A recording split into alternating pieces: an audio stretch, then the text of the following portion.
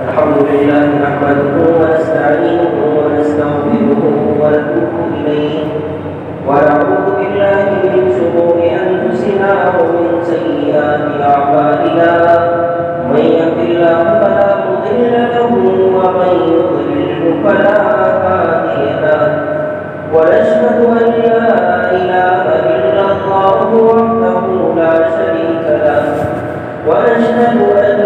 سيدنا وسندنا ونبينا ومولانا محمد صلى الله تعالى عليه وعلى آله وأصحابه وبارك وسلم تسليما كثيرا ہر ابتدا سے پہلے ہر انتہا کے بعد ہر ابتدا سے پہلے ہر انتہا کے بعد ذات نبی بلند ہے ذات خدا کے بعد دنیا میں جس قدر احترام کے لائق ہے لوگ دنیا میں جس قدر احترام کے لائق ہے لوگ میں سب کو مانتا ہوں مگر مصطفیٰ کے بعد نام محمد سے دلوں کو سرور ملتا ہے نام محمد سے دلوں کو سرور ملتا ہے نگاہ فکر کو تازہ شعور ملتا ہے نصیب کیسا بھی ہو واسطہ احمد کا دے کے نصیب کیسا بھی ہو واسطہ محمد کا دے کے خدا سے جو بھی مانگے ضرور ملتا ہے نسبت مصطفیٰ بھی عجب چیز ہے نسبت مصطفیٰ بھی عجب چیز ہے جس کو نسبت نہیں اس کو عزت نہیں خود خدا نے نبی سے یہ فرما دیا جو تمہارا نہیں وہ ہمارا نہیں میرے واجب احترام عزیز دوستوں بزرگوں ساتھیوں اللہ تبارک و تعالیٰ کا بے پناہ فضل انعام احسان اکرام ہوا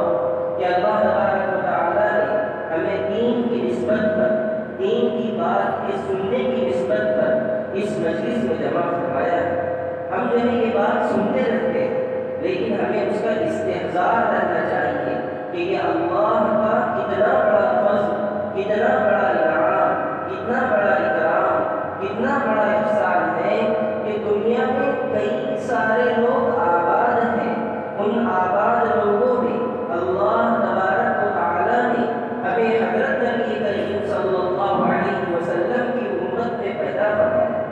حضرت نبی کریم صلی اللہ علیہ وسلم کی امت میں کافر بھی ہے اور مسلمان بھی ہے لیکن پھر اللہ تعالیٰ نے ہمیں مسلمان بنایا یہ اللہ تعالیٰ کا دوسرا فضل دوسرا انعام دوسرا احسان دوسرا اکرام پھر اس کے بعد میں اللہ تبارک و تعالیٰ نے ایمان والے گھرانے میں ہمیں پیدا کیا اس کے ساتھ ساتھ میں اللہ تعالیٰ نے ہم پر احسان یہ کیا کہ ہمیں عشاء کی نماز پڑھنے کی توفیق عطا فرمائی دنیا میں مومن بہت سارے ہیں لیکن ان میں بہت سارے ایسے بھی ہیں جنہوں نے عشاء کی نماز نہیں پڑھی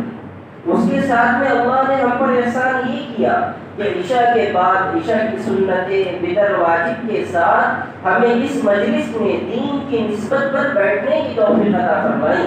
اور خوش آمدید ہو ان لوگوں کے لیے جو کہ اس نیت کے ساتھ بیٹھے ہیں کہ ہم جو بات سنیں گے اس بات پر عمل کریں گے میرے دوستو اللہ تبارک و تعالیٰ نے دنوں میں ایک دن کو یعنی جمعہ کے دن کو فضیلت عطا فرمائی مہینوں میں ایک مہینے کو یعنی رمضان المبارک کو فضیلت عطا فرمائی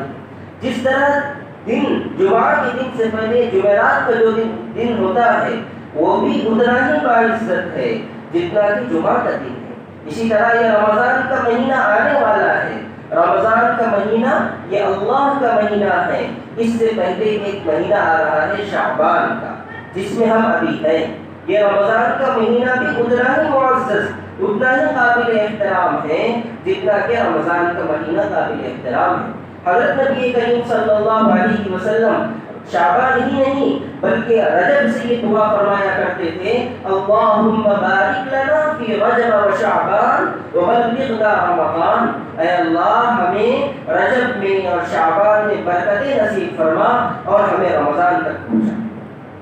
تو یہ جو ہے یہ شب برات جو ہے یہی شعبان کے مہینے میں درمیانی 15ویں شب کو کہتے ہیں۔ اس رات میں اللہ تبارک و تعالیٰ نے بہت سارے فیصلے فرمائے ہیں اور فرماتے رہتے ہیں۔ مثلا کون شخص اس سال مرے گا اس کا ریکارڈ، اسی طرح کون شخص حج کے لیے جائے گا، کون شخص کیا کرے گا، جو چیزیں فرشتوں سے متعلق ہے اللہ تعالیٰ پورے سال کی ایک لسٹ فرشتوں کے ہاتھ میں تھما دیتے ہیں کہ آپ دیکھیے کہ یہ اس میں جو لوگ ہیں ان لوگوں کی روح کو قبض کرنا ہے، جو لوگ ہیں ان کو حج کے لیے بھیجنا ہے، جو لوگ ہیں ان کو اتنی روزی پہنچانا ہے۔ اللہ تعالیٰ یہ تمام کے تمام کام جو ہے اس میں کر دیتے ہیں۔ دعا فرمائے کہ اللہ تبارک و تعالیٰ ہمارے حق میں اس سال جو ہے خیر کے فیصلے فرمائے، بد سے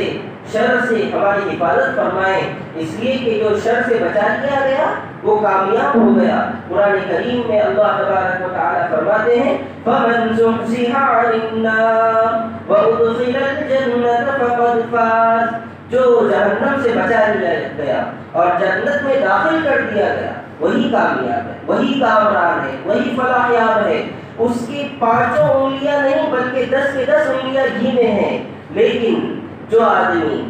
اس دنیا سے گیا اس حال میں گیا کہ کفر کی حالت میں گیا، اللہ کے ساتھ کسی کو شریک ٹھہراتا ہے، اللہ کے ساتھ کسی کو اور کو مانتا ہے، فرماتے ہیں قرآن کریم میں اللہ تبارک و تعالیٰ اس کا نقش کھینچتے ہوئے فَأَمَّا مَنْ أُوتِيَ كِتَابَهُ بِشِمَالِهِ فَيَقُولُ يَا لَيْتَنِي لَمْ أُوتَ كِتَابِيَهْ وَلَمْ أَدْرِ مَا حِسَابِيَهْ يَا لَيْتَهَا كَانَتِ الْقَاضِيَةَ مَا أَغْنَىٰ عَنِّي مَالِيَهْ هَلَكَ عَنِّي سُلْطَانِيَهْ۔ جو آدمی جس کا نام اعمال بائیں ہاتھ میں دیا جائے گا، جس کا نام اعمال پیٹھ کے پیچھے سے دیا جائے گا، تو وہ کہے گا ہائے افسوس، ہائے حرمان نصیبی، ہائے بد نصیبی، یہ میرے ساتھ کیا ہو گیا، مجھے تو توقع ہی نہیں تھی کہ مجھے یہ نام اعمال ملے گا۔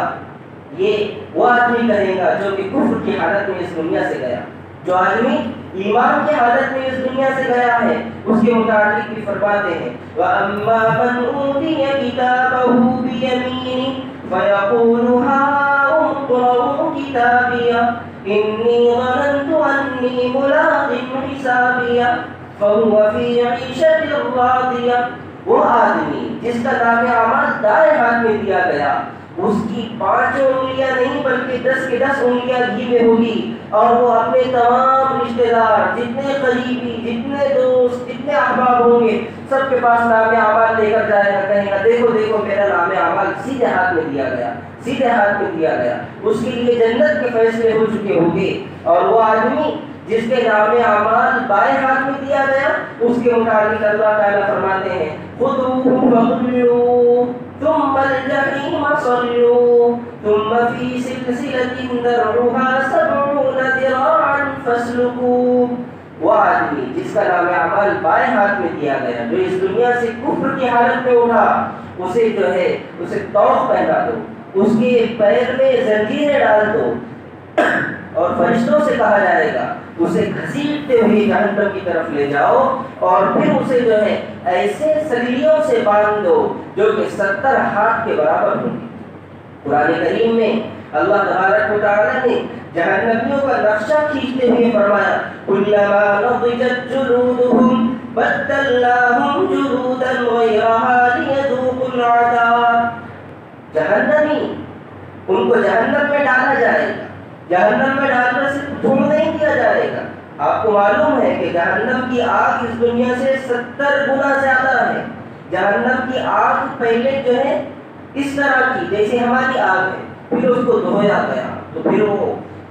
کالی ہو گئی، سفید ہو گئی، پھر اس کو اور دھویا گیا تو پھر وہ کالی ہو گئی۔ تو جہنم کی آگ کالی ہے، ایسا نہیں ہے کہ جہنم کی آگ پیلی ہوگی، بلکہ جہنم کی آگ کالی ہے۔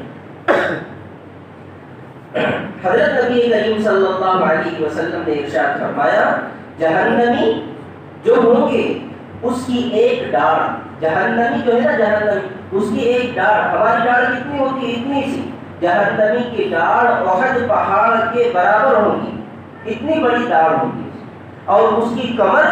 جس پہ ہم بیٹھتے ہیں وہ کتنی ہوں گی؟ مکہ اور مدینہ کے درمیان جتنا فاصلہ ہے، یعنی تقریباً 500 کلومیٹر کے برابر اس کی کور ہوگی۔ اتنی بڑی جو ہے جہنمی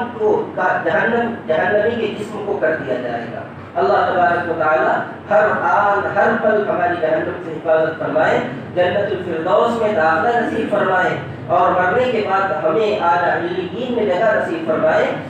اور اللہ تعالی حسن خاتمہ ہمیں نصیب فرمائے۔ تو یہ جہنم کے حالات، اور جنت کے حالات بھی عجیب ہیں۔ قرآن کریم میں اللہ تعالی نے جہاں جہاں جنت کی بشارتیں دی ہے، وہاں وہاں جہنم سے بچایا بھی ہے اور جہنم سے ڈرایا بھی ہے۔ اس لیے ہمیں دونوں چیزوں کو ساتھ میں لے کر چلنا ہے، اس لیے کہ اللہ تبارک و تعالی جو ہے محبت کرتے ہیں، پیار کرتے ہیں، لیکن اللہ تبارک و تعالی حد سے زیادہ گزرنے والوں کو پسند نہیں کرتے۔ قرآن کریم میں اللہ تبارک و تعالی نے جگہ جگہ فرمایا ہے، ان اللہ لا يحب المعتدین، اللہ تعالی حد سے زیادہ گزرنے والوں کو پسند نہیں کرتے ہیں۔ لہذا اللہ نے جتنا کہا ہے اتنا کرنا ہے، اللہ نے جو کہا ہے وہ کرنا ہے، اسی میں کامیابی ہے، اسی میں کامرانی ہے، اسی میں فوز و فلاح ہے، اس کے متعلق ہمیں دھیان دینا ہے۔ تو یہ ہماری خوش نصیبی ہے کہ اللہ تبارک و تعالی نے یہ رات ہمیں محبت فرمائی ہے۔ اس رات میں اللہ تبارک و تعالی آسمان دنیا پر نزول فرماتے ہیں، یعنی جو آسمان ہمیں دکھتا ہے نا، اس پر اللہ تبارک و تعالی آتے ہیں اور صدائیں جاری رہتی ہے، الا هل من مستغفر فاغفر له، کہ بھائی کوئی ہے جو استغفار کرنے والا ہو، مجھ سے معافی طلب کرنے والا ہو، مجھ سے مانگنے والا ہو کہ میں اسے بخش دوں، اس کی مانگ جو ہے اس کی مانگ پوری کر دوں۔ اللہ تبارک و تعالی لگاتار یہ سزائیں جو ہیں چلتی رہتی ہے، یہاں تک کہ صبح صادق ہو جاتی ہے، پھر اس کے بعد میں یہ سزائیں بند ہو جاتی ہے۔ اس رات میں اللہ تبارک و تعالی قبیلہ بنو کلب جو ہے یہ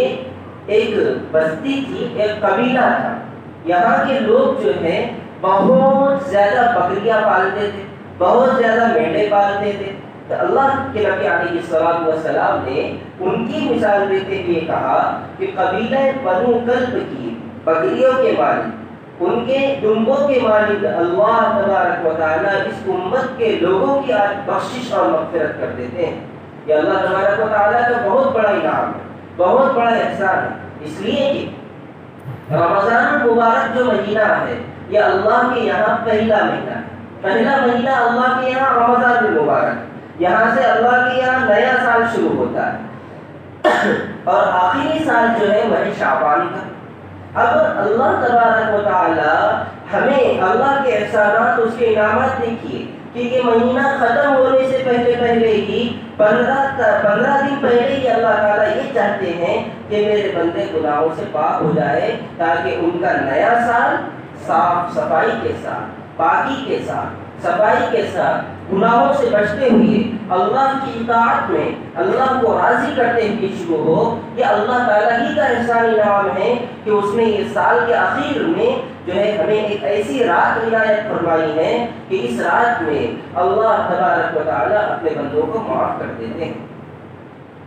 دوسری بات یہ ہے کہ اس رات میں جو عبادت کرنی ہے وہ عبادت بہت اہمیت کے حامل ہے، یعنی عبادت کرنی چاہیے، لیکن عبادت بھی اسی طرح کرنی چاہیے جس طرح سے حضرت نبی کریم صلی اللہ علیہ وسلم نے ہمیں بتلایا ہے۔ دیکھیے شریعت نام ہے جو بولے وہ کرنا، جتنا بولے اور اتنا کرنا، اس کا نام ہے شریعت، اس کا نام ہے اتباع۔ یعنی اللہ کے نبی علیہ السلام نے، اللہ تبارک و تعالی نے ہم سے جو کہا ہے اور جتنا کہا ہے وہی کرنا ہے اور اتنا ہی کرنا ہے۔ اگر ہم اس سے زیادتی کرتے ہیں تو ہم جو ہے بدعتی کہلائیں گے، یعنی دین میں نئی بات ایجاد کرنے والے کہلائیں گے۔ دین میں نئی بات ایجاد کرنا یہ بدعت ہے، اور ہر بدعت گمراہی ہے۔ ہم خطبوں میں سنتے رہتے ہیں کل بدعت ضلالہ وکل ضلالۃ فی النار، کہ ہر بدعت گمراہی ہے اور ہر گمراہی جہنم میں لے جانے والی ہے۔ لہذا شریعت نام ہے، اتباع نام ہے، سنت نام ہے، جتنا بولے اتنا کرنا اور جو بولے وہ کرنے کو۔ دیکھیے اس رات میں عبادات جو ہے بہت اہمیت کے حامل ہے، لیکن ساتھ ساتھ میں عبادات جو کرنا ہے وہ عبادات اجتماعی نہیں کرنا ہے، یعنی 4-5 لوگ مل کر نماز پڑھ رہے ہیں، 4-5 لوگ مل کر تسبیح کر رہے ہیں، اس طرح سے اجتماعی عبادت نہیں کرنا ہے، بلکہ اس میں انفرادی عبادت کرنا ہے، یعنی تنہا تنہا عبادت کرنا ہے، ساتھ میں مل کر عبادت نہیں کرنا۔ دیکھیے آپ نے اللہ کے نبی علیہ السلام کی سیرت اگر پڑھی ہوگی، اگر نہ پڑھی ہو تو اللہ آپ کو توفیق دے کہ حضرت نبی کریم صلی اللہ علیہ وسلم کی سیرت آپ پڑھیں، اس پر عمل کریں۔ دیکھیے حضرت نبی کریم صلی اللہ علیہ وسلم کی پوری زندگی میں جو بھی راتیں آئی ہیں، جیسے شب قدر ہے، شب برات ہے، اسی طرح رمضان کی راتیں، طاق راتیں، آپ نے کبھی بھی ان راتوں میں مسجدوں میں جمع ہو کر عبادت نہیں کی، بلکہ آپ صرف اور صرف فرض نماز مسجد میں پڑھتے تھے، اور اس کے علاوہ جتنی نمازیں ہوتی تھیں وہ گھر کو پڑھتے تھے۔ لیکن بعد میں جب علماء نے، فقہاء نے، مفتیان کرام نے دیکھا کہ لوگ جو ہے فرض نماز پڑھ کر گھر کو جاتے ہیں تو پھر گھر میں نماز پڑھنے کا ذہن نہیں رہتا، دھیان نہیں رہتا، اس لیے فرمایا کہ بھائی سنت نماز مسجد میں پڑھو۔ اب سنت نماز اور واجب نماز مسجد میں پڑھنا، نفل نماز آج بھی علماء کا اس بات پر اتفاق ہے کہ نفل نماز جو ہے گھر ہی میں پڑھنا افضل ہے، بہتر ہے، اولا ہے۔ حضرت نبی کریم صلی اللہ علیہ وسلم کا ارشاد گرامی ہے گھر میں نماز پڑھنا، فرض کے علاوہ نماز گھر میں پڑھنا، نفل نماز، سنت نماز، اس کا اتنا ثواب ہے جتنا مسجد میں فرض نماز پڑھنے کا ثواب۔ مسجد میں فرض نماز پڑھنے کا ثواب جتنا ہے، گھر میں ایک نفل پڑھنے کا ثواب اتنا ہے۔ تو ہم گھر کو جو ہے قبرستان، مقبرے نہ بنائیں، ہم اپنے گھروں کو جنات کے گڑھ نہ بنائیں، ہم اپنے گھروں کو موذی جانوروں کی جگہ نہ بنائیں، بلکہ ہم اپنے گھروں کو آباد رکھیں اللہ کے ذکر سے، اللہ کی تلاوت سے، اللہ کو یاد کرنے سے، اللہ کی عبادت کرنے سے ہم اپنے گھر کو آباد رکھیں گے، دوسری مخلوقات اس پر قبضہ نہیں جمائے گی۔ اگر ہم اپنے گھروں کو اللہ کی عبادت سے، اللہ کے ذکر سے آباد نہیں رکھیں گے، دوسری مخلوقات وہاں آ کر قبضہ جمائیں گی۔ آج کل لوگ جو ہے اس چیز کا بہت شکوہ کر رہے ہیں، یعنی ہر ایک کے ذہن میں یہی ہوتا ہے کہ سر دکھا ہے مطلب کہ کسی نے کچھ کر دیا ہے، سر دکھا ہے مطلب کہ کسی نے کچھ کر دیا ہے، یا کوئی جنات سر پر آ کر سوار ہو گیا۔ حالانکہ ایسا نہیں، ہر بیماری کا علاج الگ الگ ہوتا ہے۔ ہمیں چاہیے کہ ہم اپنے گھروں کو پاک رکھیں، صاف رکھیں، شفاف رکھیں، پاکیزہ رکھیں، دوسری مخلوقات گھر میں آنے سے بچیں گی۔ اور اگر کبھی ہم گھروں کو آباد نہیں کریں گے اللہ کی عبادت سے، اللہ کے ذکر سے، تو ہمارے گھر، کفار اور مشرکین کے گھر دونوں میں کوئی فرق نہیں ہے۔ کفار اور مشرکین کے گھروں میں خبث اور خبائث یعنی ناپاک جنات رہتے ہیں، تو ہمارے گھر میں بھی وہی لوگ ڈیرا ڈال دیں گے۔ اگر ہم ہمارے گھروں کو عبادات سے مزین کرتے رہیں گے، ہمارے گھر اللہ تبارک و تعالیٰ کی مساجد بنے رہیں گے، اللہ تعالیٰ کی نزول رحمت کے گہوارہ بنتے رہیں گے، تو دوسری مخلوقات ہمارے گھروں کو آباد نہیں کریں گے۔ تو دیکھیے بات یہ چل رہی تھی اتباع اور شریعت نام ہے جو کہے اتنا کرنے کو۔ حضرت نبی کریم صلی اللہ علیہ وسلم کی پوری زندگی میں کوئی ایک بھی واقعہ ایسا نہیں ہے کہ آپ نے جو ہے مسجد میں کسی رات کو، شب قدر کو، شب برات کو، طاق راتوں کو یا رمضان کی راتوں کو مسجد میں گزارا ہو، ایسا کوئی بھی واقعہ نہیں ملتا ہے۔ بعد میں جو ہے مفتیان کرام نے جو ہے سنتوں اور واجب کو اس میں شامل کیا ہے، اور نفل نماز سنت واجب کے تابع ہو کر پڑھ سکتے ہیں۔ اسی طرح سے تراویح کی نماز ہے، اسی طرح سے بارش قلبی کی نماز، اسی طرح سے دوسری نمازیں جو ہے جو کہ باجماعت پڑھنا ہے ان کو باجماعت پڑھ سکتے ہیں، لیکن اس کے علاوہ صلاۃ التسبیح کی نماز، تہجد کی نماز، کوئی دوسری نفل نمازیں، یہ جو ہے جماعت کے ساتھ پڑھنا یہ جائز نہیں ہے۔ اگر کوئی آدمی تہجد کی نماز کو، تسبیح کی نماز کو یا کوئی دوسری نفل نماز کو جماعت کے ساتھ پڑھتا ہے تو اس کو ثواب نہیں بلکہ گناہ ملے گا، اس لیے کہ اس نے وہ کام نہیں کیا ہے جو کہ کرنے کے لیے کہا گیا تھا۔ یعنی نفل نماز کے تعلق سے کہا گیا تھا کہ بھائی تنہا پڑھو، آپ جماعت کے ساتھ پڑھ رہے ہیں، آپ گناہ کا کام کر رہے ہیں۔ آپ سے کہا گیا کہ بھائی فرض نماز جو ہے جماعت کے ساتھ پڑھو، آپ تنہا پڑھ رہے ہیں، آپ سنت موقدہ علی الکفایہ کو چھوڑ رہے ہیں، اس لیے آپ گنہگار بن رہے ہیں۔ اس لیے شریعت نام ہے جو کہے وہ کرو، جتنا چاہے، جتنا کہا گیا اور جتنا چاہا گیا اتنا کرو۔ اب اس میں یہ بات ہوگی کہ بھائی کچھ لوگ کہیں گے کہ گھر کو عبادت کرتے ہیں تو نیند آ جاتی ہے، تو پھر کیا کرنا چاہیے؟ عبادت زیادہ ہو اس لیے ہم یہاں آتے ہیں، ماحول بناتے ہیں اور پھر اس کے بعد میں عبادت کرتے ہیں۔ تو ایک بات میں عرض کرتا چلوں کہ ابھی میں نے کہا کہ شریعت نام ہے جو کہے وہ کرنے کو، جتنا کہے اتنا کرنے۔ اگر آپ گھر میں عبادت کر رہے ہیں تو آپ سنت طریقے کے مطابق عبادت کر رہے ہیں، اور سنت طریقے کے مطابق عبادت اگر آپ 5 منٹ بھی کر رہے ہیں اور اس کے بعد نیند آ رہی ہے تو آپ سو جائیے، آپ کو اتنا زیادہ اجر ملے گا اور ان لوگوں سے زیادہ اجر ملے گا جو کہ پوری رات یہاں عبادت کر رہے ہیں۔ اس لیے جو ہے 5 منٹ کی عبادت گھر کو کرنا یہاں پوری رات جاگنے سے زیادہ بہتر ہے، اس لیے کہ آپ گھر کو سنت کے مطابق عمل کر رہے ہیں اور یہاں سنت کے خلاف عمل کر رہے ہیں۔ تو شریعت نام ہی ہے اس کا کہ جو کہے اتنا کرے اور جتنا چاہا گیا ہے اتنا کرنے کا۔ دیکھیے قرآن کریم میں اللہ تبارک و تعالی نے فرمایا الذی خلق الموت والحیاۃ لیبلوکم ایکم احسن عملا۔ اللہ تبارک و تعالی نے تمہیں موت بھی دی ہے اور تمہیں زندگی بھی دیں گے، زندگی دی ہے اور موت بھی دیں گے۔ کیوں دی ہے؟ لیبلوکم، تاکہ تمہیں جانچ لے، تمہیں جان لے کہ کون لوگ اچھے اعمال کر رہے ہیں۔ یہ نہیں کہا گیا کہ کون لوگ زیادہ اعمال کر رہے ہیں، ایسا نہیں کہا۔ شریعت میں کوالٹی دیکھی جاتی ہے، کوانٹٹی دیکھی نہیں جاتی ہے۔ وہاں اعمال کا وزن ہوگا کہ بھائی اس میں حسن اخلاق کتنے ہیں، اس میں اخلاص کتنا ہے۔ وہاں یہ نہیں دیکھا جائے گا کہ کتنے اعمال لے کر آیا، یہ نہیں دیکھا جائے گا، بلکہ کتنے اچھے اعمال لے کر آیا ہے۔ اللہ تعالیٰ نے وہاں اکثر اعمال نہیں کہا، یعنی بہت زیادہ اعمال، ایسا نہیں، بلکہ اکثر اعمال کہ کم اعمال لیکن وہ اچھے اعمال ہو، تو یہ اللہ تعالیٰ کے یہاں قابل قبول۔ حضرت نبی کریم صلی اللہ علیہ وسلم نے ایک مرتبہ حضرات صحابہ سے عرض کیا من المفلس،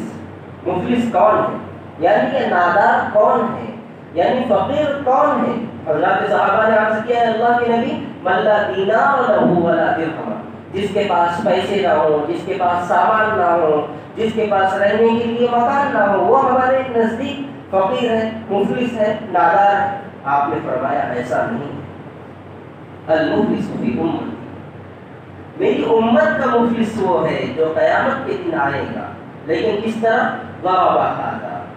وسفک دم ھذا واکل مال ھذا، کسی کو مارا ہوگا، کسی کا خون بہایا ہوگا، ناحق کسی کا مال کھایا ہوگا، تو پھر کیا ہوگا؟ وہ بہت زیادہ اعمال لے کر آئے گا، احد پہاڑ کے برابر اس کے پاس نیکیاں ہوں گی، لیکن کیا کیا جائے گا؟ فیقعد، اسے بٹھا دیا جائے گا، اور بٹھا کر ہر حق والا آئے گا، وہ کہے گا کہ بھائی میرا حق آپ پر تھا،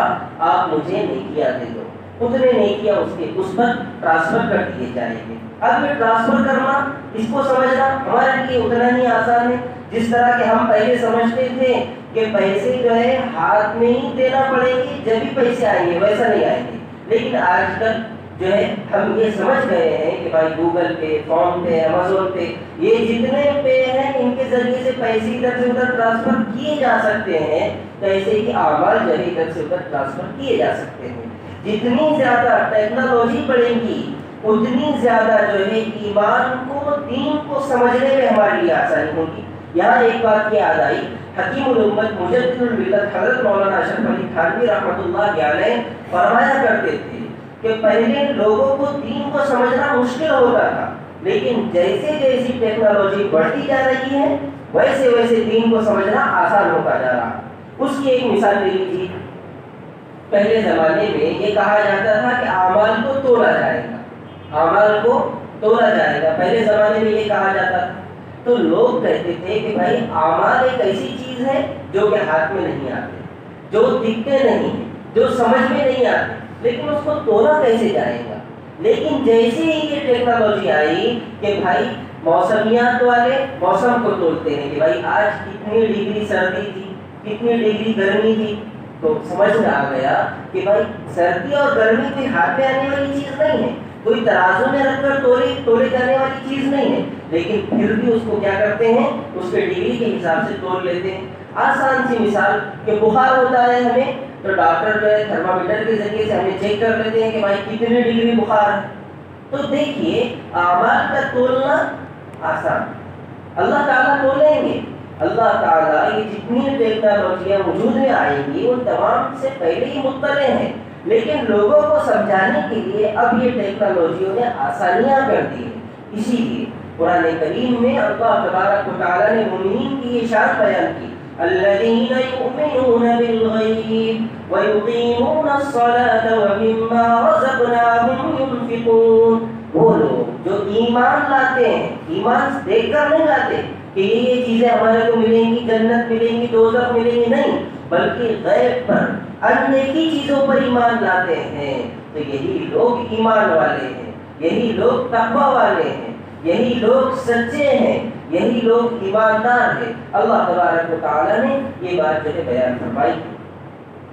تو بات یہ ہے کہ ہر چیز جو ہے تولی جائے گی، ہمارے اعمال تولے جائیں گے. قرآن کریم میں اللہ تبارک و تعالیٰ نے اس کا ایک نقشہ کھینچا، وَوُضِعَ الْكِتَابُ فَتَرَى الْمُجْرِمِينَ مُشْفِقِينَ مما فيه ويقولون يا ويلتنا ما لهذا الكتاب لا يغادر صغيرة ولا كبيرة إلا أحصاها ووجدوا ما عملوا حاضرا ولا يظلم ربك أحدا. جب نام اعمال رکھا جائے گا تو جتنے مجرمین ہوں گے وہ سب دیکھیں گے ایک ایک چیز، ایک ایک حرکت وہ اس میں لکھی ہوئی ہے.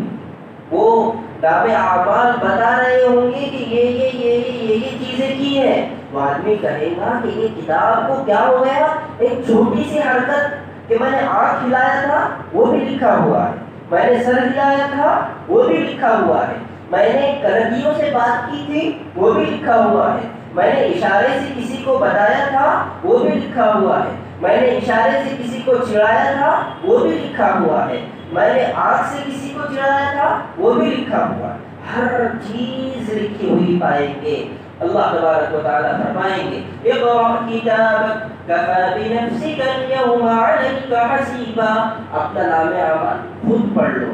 ہمیں جو ہے پڑھوانے کی ضرورت نہیں ہے. تمہارا نام اعمال یہ تمہارے ہاتھ میں ہے، تم خود دیکھ لو کہ بھائی ہماری کرام کاتبین جو لکھنے والے فرشتے تھے انہوں نے غلطی تو نہیں کر لی، ان سے کوئی غلطی تو نہیں ہو گئی. بندہ کہے گا نہیں ہے اللہ، یہ پورا کا پورا صحیح ہے، اس میں ایک رتی برابر بھی غلطی نہیں ہے. قرآن کریم میں اللہ تبارک و تعالیٰ فرماتے ہیں جو اچھے اعمال کرنے والے ہیں وہ اپنے ایک ذرے کے برابر بھی اچھا عمل کیا ہوگا تو وہ اس کو دیکھ لے گا. جو برا عمل کرنے والے ہیں ذرے کے برابر بھی برا عمل کیا ہوگا تو اس کو دیکھ لے گا. فَمَن يَعْمَلْ مِثْقَالَ ذَرَّةٍ خَيْرًا يَرَهُ وَمَن يَعْمَلْ مِثْقَالَ ذَرَّةٍ شَرًّا يَرَهُ. جو اچھے اعمال کرنے والے ہوں گے اپنے اعمال کو دیکھ لیں گے، جو برے اعمال کرنے والے ہوں گے ایک ذرے کے برابر بھی برا عمل کیا ہوگا وہ اس کو بھی دیکھ لے گا. اب یہ چیز جو ہے آج کل سمجھنا مشکل تھی کہ بھائی اللہ تبارک و تعالی ہمارے حرکات اور سکنات کو کیسے ریکارڈ کریں گے، کیسے دکھائیں گے کہ بھائی یہ تمام کی تمام چیزیں دیکھو تم نے ایسا کیا ہے، ایسا کیا ہے، ایسا کیا ہے. اس کو بھی سمجھنا ہمارے لیے بالکل آسان ہو گیا. آج جو ہے مسجد میں، گھر میں لوگ چھوٹے چھوٹے CCTV کیمرے لگا کر ہر چیز کی نگرانی کر رہے ہیں اور اس کو صرف وائر ہوتا ہے اور کچھ تو وائرلیس بھی ہوتے ہیں یعنی وائی فائی سے کنیکٹ ہوتے ہیں. اللہ تبارک و تعالیٰ نے یہ جدید ٹیکنالوجی کے ذریعے سے ہمیں بتا دیا کہ یہ ٹیکنالوجی وہ ہے جو کہ ہم نے ایک بندے کو عقل دی، اس عقل کے ذریعے سے اس نے یہ بنایا ہے۔ ہمارے پاس اس سے لاکھوں گنا زیادہ بڑی ٹیکنالوجی ہے۔ تم جو لوگ کر رہے ہو نا، بغیر کیمرے کے بھی ہم اس کو دکھانے پر قادر ہے۔ ہم تمہیں دکھا دیں گے کہ تم نے برے اعمال کون سے کیے تھے اور اچھے اعمال کون سے کیے تھے۔ دعا فرمائیں کہ اللہ تبارک و تعالی ہمیں اچھے اعمال کرنے کی توفیق مرحمت فرمائیں، برے اعمال سے ہماری حفاظت فرمائیں۔ دیکھیے اس رات میں تمام لوگوں کی بخشش کر دی جاتی ہے، لیکن کچھ لوگ ایسے ہیں جن کی بخشش نہیں ہوتی۔ اللہ تبارک و تعالی ان میں شمولیت سے، ان میں شامل ہونے سے، اور ان میں اگر ہم شامل ہو تو اس سے ہماری حفاظت فرمائے۔ اللہ تبارک و تعالی ہمیں ان تمام لوگوں سے نکال کر اچھے لوگوں میں، بہتر لوگوں میں، اللہ کے نزدیک مقبول لوگوں میں ہمیں داخل فرمائے۔ سب سے پہلے ایک آدمی کو جو کہ مشرک ہو، شرک کرنے والا ہو، کفر کرنے والا ہو، اللہ کے ساتھ کسی کو شریک ٹھہراتا ہو، یہ آدمی کے اللہ تعالیٰ بخشش نہیں کرتے ہیں۔ قرآن کریم میں اللہ تبارک و تعالیٰ نے فرمایا ان الشرک لظلم عظیم، شرک بہت بڑا ظلم ہے۔ نمبر 2، وہ آدمی جو کہ والدین کا نافرمان، والدین کا نافرمان یا والدین میں سے کسی ایک کا نافرمان، اللہ تعالیٰ اس رات میں اس کی بخشش نہیں کرتے ہیں۔ یہ والدین وہ ہیں جنہوں نے ہمیں اس دنیا میں لایا ہے۔ یہ دنیا جو ہم دیکھ رہے ہیں یہ ہمارے والدین کی برکت ہے۔ اگر ہمارے والدین نہ ہوتے یا ہمارے والدین اچھی طرح سے ہماری پرورش نہ کرتے، اچھی غذائی نہ دیتے، تو پھر یہ دنیا جو ہم دیکھ رہے ہیں یہ کائنات ہم نہ دیکھتے، بلکہ یہ کائنات کے دیکھنے سے پہلے ہی ہم جو ہے قبر کے گڑھے میں پہنچ چکے ہوتے۔ یہ ہمارے والدین کی برکت ہے کہ انہوں نے جو ہے ہمیں یہاں تک پہنچایا ہے۔ وہ والدین جو کہ پیدائش سے لے کر بڑے ہونے تک اور زندگی تک کے اپنے بچے کی ہر وقت خیر خواہی، بھلائی، دیکھ ریکھ کرتے رہتے ہیں۔ وہ والدہ جس نے کہ اپنے پیٹ میں بچے کو 9 ماہ تک پالا، اس کے بعد میں بہت تکلیف سے اسے جنم دیا، پھر اس کے بعد میں اپنے خون جگر سے نکلا ہوا دودھ پلایا، اور اس کے بعد میں ہر ادا بچے کی اسے محبوب نظر آئی، اس کی ہر ادا اسے پسندیدہ ہوئی۔ رات کو وہ سوتی نہیں ہے اس لیے کہ میرا بچہ کہیں ہوشیار نہ ہو جائے۔ رات کو بچہ جاگتا ہے تو ماں بھی جاگتی ہے، رات کو روتا ہے تو ماں اس کا سہارا بن جاتی ہے۔ وہ والدہ، آج انسان جب بڑا ہوتا ہے تو وہ والدین کو بھول جاتا ہے، وہ والدین کو بالکل فراموش کر دیتا ہے۔ اللہ تبارک و تعالیٰ ایسے ظالمین سے، ایسے طاغی لوگوں سے، مخلوق کے ایسے بدترین لوگوں سے اور مخلوق کے ایسے بدترین لوگوں میں شمولیت سے ہماری حفاظت فرمائے۔ یہ مخلوقات میں سب سے بدتر لوگ ہیں جو کہ والدین کی یا والدین میں سے کسی ایک کی نافرمانی کرتے ہیں۔ قرآن کریم میں جہاں اللہ تبارک و تعالیٰ نے اپنی عبادت کا حکم دیا، اس کے بعد میں فوراً فرمایا وَقَضَىٰ رَبُّكَ أَلَّا تَعْبُدُوا إِلَّا إِيَّاهُ وَبِالْوَالِدَيْنِ إِحْسَانًا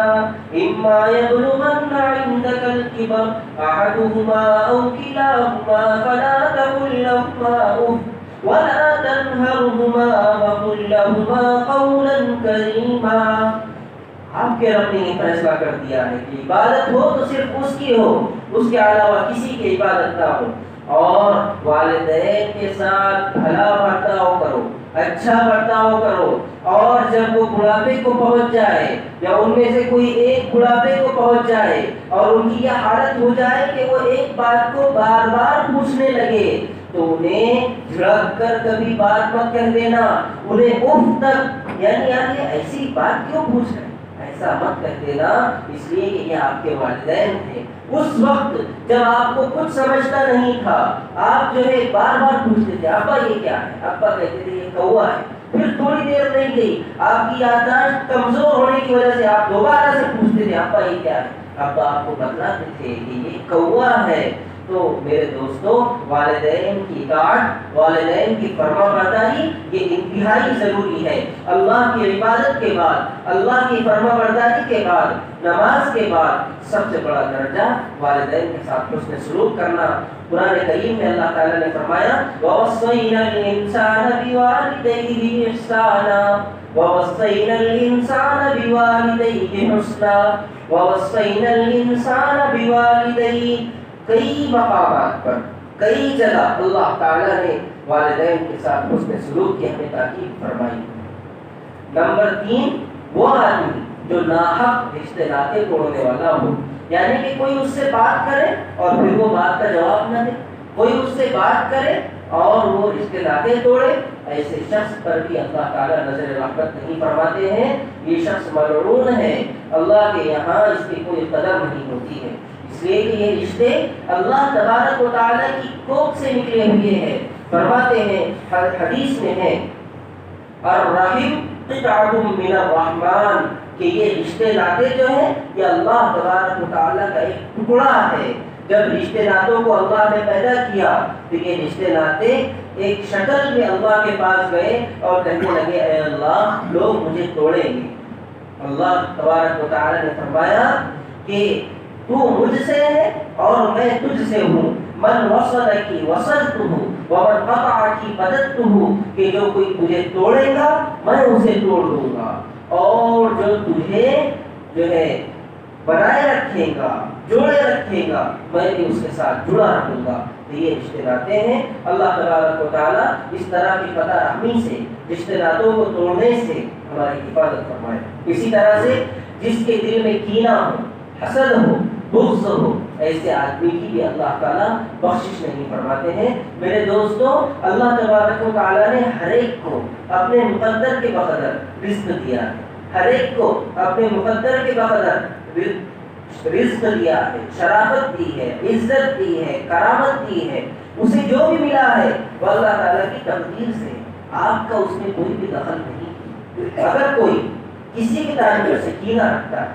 بغض رکھتا ہے، عداوت رکھتا ہے، گویا کہ وہ اللہ کی تقدیر پر اعتراض کر رہا ہے، اللہ کی تقدیر کو چیلنج کر رہا ہے۔ وہ آدمی کبھی بھی کامیاب نہیں ہو سکتا جو کہ اللہ کی تقدیر میں، اللہ کی قدرت میں رخنہ اندازی کرے، اس میں کیڑے نکالے، وہ آدمی کبھی بھی کامیاب نہیں ہو سکتا۔ اسی طرح سے زنا کرنے والا آدمی یہ بھی کبھی کامیاب نہیں ہو سکتا جب تک کہ یہ توبہ نہ کر لے۔ قرآن کریم میں اللہ تعالیٰ نے اس کے متعلق وعیدیں نازل فرمائی۔ اسی طرح سے چوری کرنے والا، ڈکیتی کرنے والا، اسی طرح سے جادو کرنے والا یا جادو کرنے والی عورت، یہ تمام لوگ اس رات میں محروم رہتے ہیں۔ اللہ تبارک و تعالیٰ میری حفاظت فرمائے، آپ کی حفاظت فرمائے، مخلوقات کی اور اس کائنات میں بسنے والے انسانوں کی حفاظت فرمائے کہ اللہ تعالیٰ ایسے لوگوں کی شمولیت سے، ایسے لوگوں میں شامل ہونے سے ہر وقت، ہر آن، ہر بان، ہر شان ہماری حفاظت فرمائے۔ دیکھیے حسد اور کینہ اور بغض اور عداوت کی بہت بری چیز ہے۔ اس کے متعلق ایک لطیفہ جو کہ سبق آموز بھی ہے، اس کو سنا کر اپنی بات کو ختم کرتا ہوں۔ ایک بادشاہ تھا، بادشاہ کی خدمت میں ایک شاعر آیا اور شاعر نے آ کر کچھ اشعار بادشاہ کی خدمت میں پیش کی۔ بادشاہ کو وہ اشعار بہت پسند آئے، اس لیے بادشاہ نے جو ہے اس کو 1000 روپے کا انعام دیا۔ اس کا جو وزیر تھا، بادشاہ کا وزیر، اس نے دیکھ لیا کہ بادشاہ سلامت نے 1000 روپے کا انعام دیا ہے، وہ فوراً آیا بادشاہ سلامت کے پاس کہ بادشاہ سلامت، وہ شاعر چلا گیا ہے، لیکن میں آپ سے ایک بات کہنا چاہتا ہوں، میں آپ کے پاس کئی سالوں سے خدمت کر رہا ہوں، لیکن آپ نے کبھی بھی ایک ساتھ مجھے 1000 روپے نہیں دیے، اور اس نے 2-4 شعر کیا پڑھ لیا، آپ نے اس کو 1000 روپے دے دی۔ یہ حسد کیا آپ کی، حسد کینہ بغض تھا، عداوت۔ تو بادشاہ نے کہا کہ بھائی میں بادشاہ ہوں،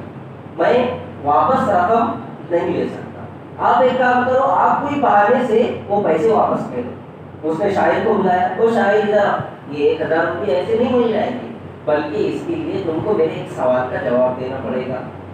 وہ شاعر جو ہے ہوشیار تھا، اس نے کہا بھائی پوچھو، سوال کیا ہے، میں آپ کے سوال کا جواب دینے کے لیے تیار ہوں۔ جو وزیر تھا، وزیر نے بادشاہ کے پاس اس شاعر کو لایا، بٹھایا اور اسے کہا کہ بھائی مجھے بتا، بادشاہ سلامت کے ہتھیلی پر بال کیوں نہیں؟ تو وہ شاعر تو ہوشیار تھا، اس نے کہا کہ بادشاہ سلامت کے ہتھیلی پر بال اس لیے نہیں ہے کہ بادشاہ سلامت ہم جیسے لوگوں کو اتنا دیتے ہیں، اتنا مال خرچ کرتے ہیں، اتنا مال خرچ کرتے ہیں کہ خرچ کرتے کرتے ان کی ہتھیلی پر بال نہیں رہے۔ تو بادشاہ سلامت کو یہ جواب پسند آیا، اس نے 1000 روپیہ اور دے دی۔ یہ وزیر کی حسد کی آگ جو ہے اور زیادہ بڑھ گئی کہ یہ ایسا کیسا ہو گیا کہ 1000 روپیے کے چکر میں ابھی اس کو 2000 روپیے مل گئے۔ پھر اس نے کہا ارے رک، ایک سوال کا اور جواب دے۔ کہنے لگا کہ تیری ہتھیلی پر بال کیوں نہیں؟ تو وہ شاعر نے کہا کہ بھائی دیکھ، بادشاہ سلامت کے دیتے دیتے دیتے دیتے ہتھیلیوں پر بال نہیں رہے، اور ہم جیسے لوگوں کے لیتے لیتے لیتے لیتے ہتھیلیوں پر بال نہیں رہے۔ تو وہ وزیر جو تھا اس کی حسد کی آگ اور بڑھ گئی، کہنے لگا بھائی 1000 کے چکر میں اس کو 3000 روپئے مل گئے، 1000 روپئے بادشاہ نے اور دے دیا۔ پھر کہنے لگا مجھے بتا کہ میرے ہتھیلی پر بال کیوں نہیں؟ وہ کہنے لگا کہ دیکھو بادشاہ سلامت کے دیتے دیتے ہتھیلی پر کے بال ختم ہو گئے، ہمارے جیسے لوگوں کے لیتے لیتے ہتھیلی پر کے بال ختم ہو گئے، اور تم جیسے لوگوں کے ہتھیلیاں ملتے ملتے افسوس کرتے کرتے کرتے کرتے کرتے کرتے بال ختم ہو گئے۔ تو یہ بات ہے، حسد کرنے والا انسان کبھی بھی پروان نہیں چڑھتا ہے بلکہ وہ نیچے آ جاتا ہے۔ دعا فرمائے کہ اللہ تعالیٰ تمام بیماریوں سے، تمام گناہوں سے، تمام پریشانیوں سے ہماری حفاظت فرمائے، حد تک امکان عبادت کرنے کی توفیق مرحمت فرمائے، اس لیے کہ یہ زندگی برائے بندگی ہے۔ علامہ جلال الدین رومی رحمۃ اللہ علیہ فرماتے ہیں زندگی آمد برائے بندگی، زندگی آمد برائے بندگی، زندگی بے بندگی شرمندگی، کہ یہ زندگی جو ہے یہ اللہ کی بندگی کے لیے، اللہ کی اطاعت کے لیے، اللہ کو منوانے کے لیے، اللہ کی ماننے کے لیے ہے۔ اگر بے بندگی، بندگی کے بغیر، اللہ کی اطاعت کے بغیر، اللہ کو ماننے کے بغیر اگر زندگی گزاری جائے تو یہ آخرت میں شرمندگی ہوگی، اس سے کچھ فائدہ نہیں ہوگا۔ اللہ تبارک و تعالیٰ مجھے بھی آپ کو بھی کہیں سنی باتوں پر عمل کرنے کی توفیق مرحمت فرمائے، جو غلط بات زبان سے نکل گئی ہے اسے معاف فرمائے۔ وآخر دعوانا الحمد للہ۔